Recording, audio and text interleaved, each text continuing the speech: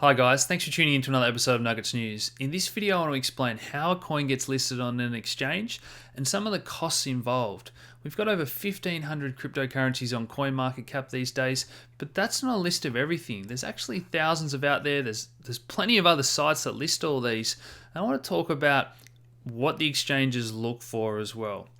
So to start off with, a lot of exchanges now are very cautious about listing securities and even going back and delisting coins that might be listed as securities in the future. So that's the first thing to note. And we're going to see certain exchanges that move towards listing securities and doing everything by the book, and some exchanges that are still going to be very cautious about touching any securities, depending on what jurisdiction they're in and other factors.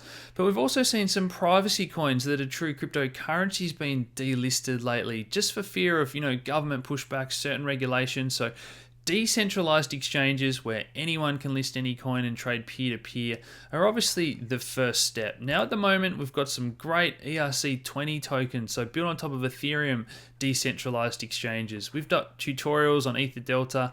IDEX is another fantastic one that's getting a lot of volume lately.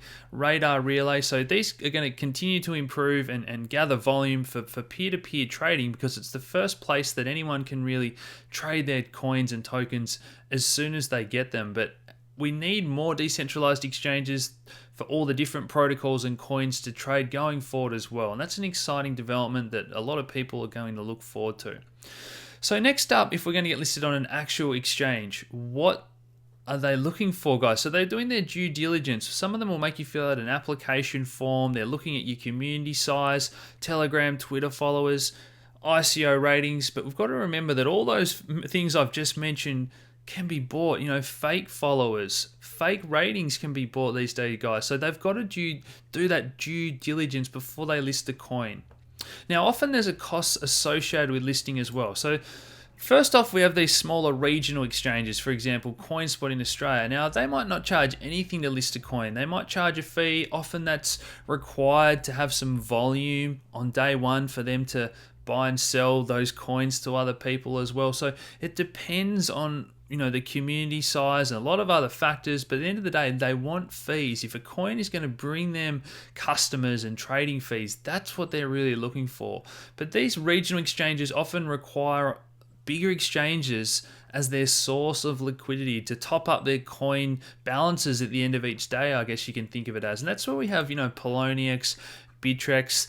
These were market leaders a few years ago, guys, but have since fallen off to the kind of mid-tier exchanges. And again, some people say they don't charge anything to list coins. They just want the trading fees. Some people say it does cost a couple of Bitcoin, a couple of $1,000s, tens of thousands maybe.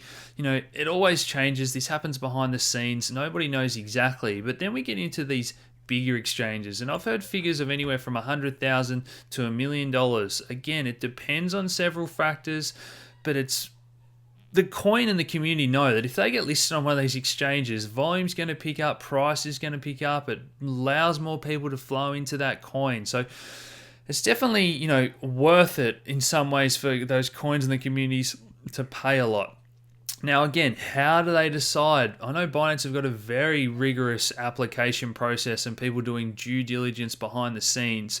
But what we're seeing now is a change. So we're seeing community-driven votes where you can use the native coin to certain exchanges, the Binance token, for example, to vote in your favorite coin onto their exchange. So this is great to see. Now, Binance is responsible for the majority of altcoin trading volume, and then we've got Bitfinex, which is still the world's largest for larger cap coin trading volume as well.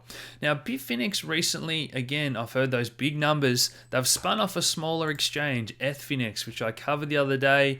You can vote with that native Nectar coin to get your favorites listed on the exchange. So we're seeing this movement, and Hubai Pro have just launched this as well. Now, they've launched a spin-off, Hadax.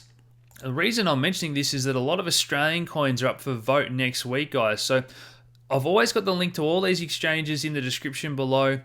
I recommend you open an account with HDAX, and when you're voting to get your favorites listed, you need some of that native token, the Hubai token. But when you vote for your coin, guys, you get those back at the end of the vote. So yes, you've got to you can pay your way on, but it is worth it. You do get those tokens back. Some of these communities will even airdrop you tokens as a thank you if their coin is the one that gets selected to go onto the exchange, and that paves the way for it to get listed on, Hubai Pro and bigger exchanges later down the line.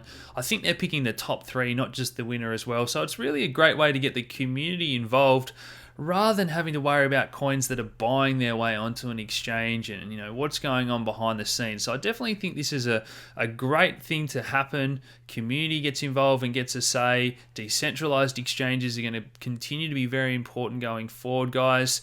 I've also got an interview with Calvin Brown tomorrow to talk about the OTC trades. A lot of you guys had more questions for Prash about what happens behind the scenes with the whales and coins trading that's not on all these different types of exchanges. So it's very exciting to watch this all evolve, guys. I recommend you get a account with Hubai and Hadax so you can start to vote for your favorite Australian coins and get some of our favorites listed on these bigger exchanges as well, guys. I hope you've enjoyed that video. Please hit the like button, subscribe if you haven't already, share these videos around, and as always, thanks for tuning in, guys. Cheers.